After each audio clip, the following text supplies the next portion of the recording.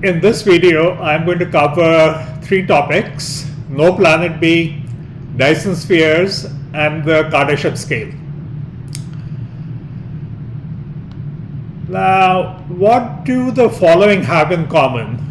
The President of France, the Secretary General of the United Nations, and the journal Scientific American.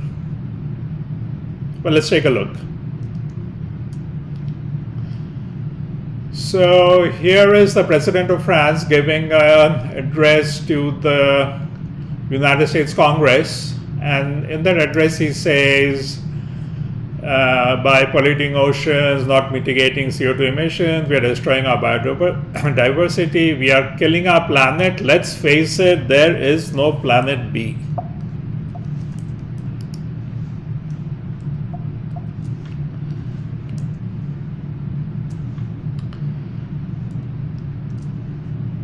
And next we have the Secretary General of the United Nations, and what does he have to say? Well, as I said often, we don't have a plan B because there is no planet B.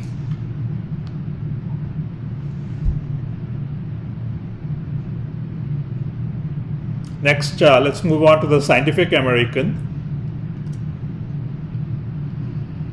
So here is a Scientific American article from 2014. And again, we have, let's remember, there is always a plan B, but there is no planet B.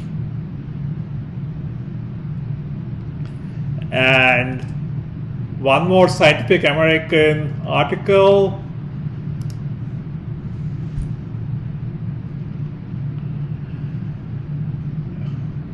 The world needs a plan B given its dire state. There is no planet B. So why are all these people saying that there is no planet B? Because they are essentially saying that we have a climate crisis and the Earth is our only possible habitation, and therefore, as there is no planet B, we are all stuck.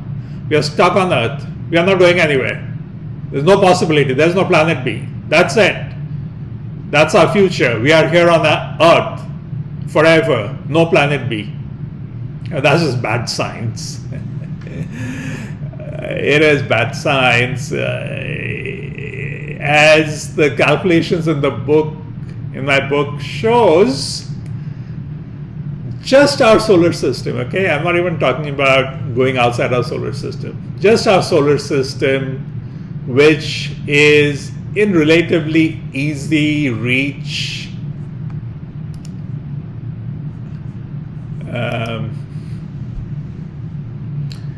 There is a mass and energy for 438,000 trillion humans, which would equal a population of about 54 million Earths. I consider everything in the solar system within easy reach. It takes about a year to get to Mars right now, whatever. I'm not even thinking about other galaxies or anything like that. So there's not just one planet B that we could go to. There are actually something like 54 million of them within easy reach.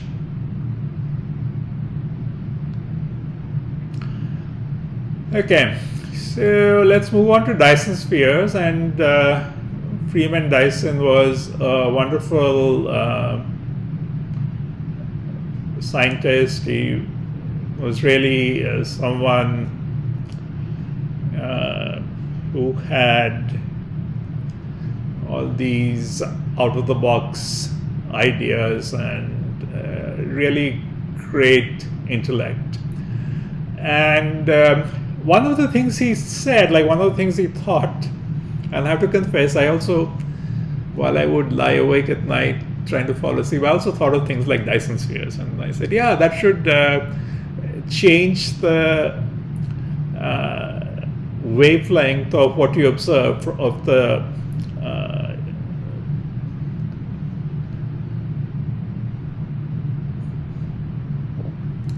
what we should observe of different stars, you should see more towards the infrared.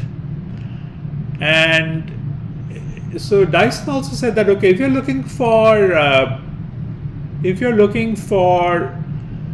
alien species, then what you can, like, one way to detect them is that you look at a star and you see that the wavelengths which you're seeing are almost like completely dark in the ultraviolet optical wavelengths, but are bright at the infrared wavelengths. And this essentially follows from the idea that if a species, an alien species, is harnessing the energy of its star for more life, then it is going to, the free energy which is necessary for life, it is going to harness that free energy, and the waste heat which will come out will be in the infrared wavelengths. Okay. So, what do the calculations in the book tell us about this idea? Now, yes, life requires energy for its existence, but life also requires technology and raw materials. Okay, so technology, we can assume that, given our current knowledge of physics, that yeah, Dyson mega structures are possible. But what about raw materials? Now, the thing about raw materials is that this book actually goes through calculations of how much raw material would be needed if we were to build habitations in space. And what that tells you is that the percentage of the sphere at Earth's orbital distance, a radius equal to the Earth's orbital distance, the percentage of the area of the sphere that would be covered by space habitations would only be about 12%. So certainly, 12% may be enough for detection. So if you see, if you have a good theory for what the spectrum should be, and you find that some stars are deviating from the predictions by about 12%, yes, it could be that they have used the mass to build these space habitations. And that's assuming that the other solar systems are similar to our solar system. There could be some solar systems where there is more mass available in a usable form. So, however, it's quite unlikely that it will be entirely covered. So I don't expect the wavelengths in the optical and ultraviolet range to be completely eliminated. If you were to use all the mass in our solar system, you would just get to about 12%. Okay, so 88% would still go through. So the point again is that the resource constraint for space colonization is not energy, it is mass.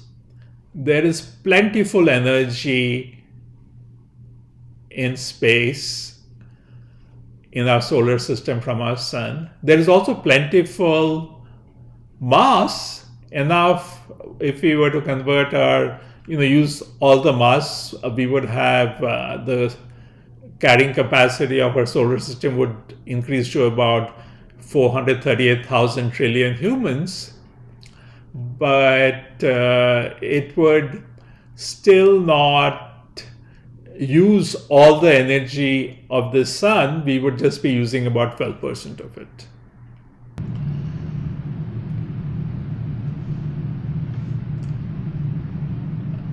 Next, we have the third topic for this video, and it is a more meaningful scale than Kardashev.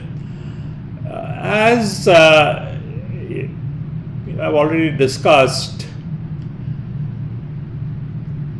an alien civilization, or even us, we are not likely to use most of the energy of our star. So Kardashev categorized civilizations based on how much of the energy they could harness. Okay, now, however, based on the calculations in the book, what we see is that the limit is not energy. The bottleneck is not how much energy you have for expanding life beyond our home planet. It is rather the amount of mass which is there. So a more meaningful scale would be a scale where you categorize civilizations based on how much of the mass that is available to them in space that they use. Okay, so start with type 1 would be just harness all the mass available for habitations on the surface of the home planet. Type 2 would be harnesses all the mass available for habitations by disaggregating all celestial bodies other than the gas giants of its home solar system.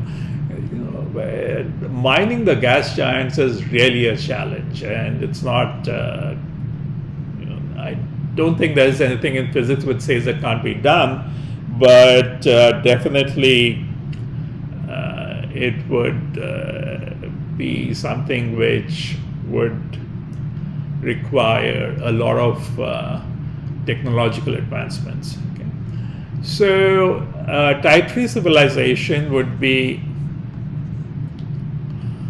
a civilization which goes beyond its own solar system and then also harnesses the mass available in other solar systems. Next would be it travels to other galaxies, and that may be the final if gas giants cannot be mined, or the most you can get is not only do they travel to other galaxies, but they also mine the gas giants. So I put that as the highest level, which includes mining of the gas giants. Some of these gas giants are they're not quite stars, but they are quite. The interior temperature of Jupiter is very, very, very hot. So if you wanted to mine Jupiter, you would probably want to first strip it of its atmosphere and then only let the core cool down and then mine it. It could happen. I don't know. But so that's a more meaningful scale, which is based on the amount of mass being used rather than the amount of energy being used.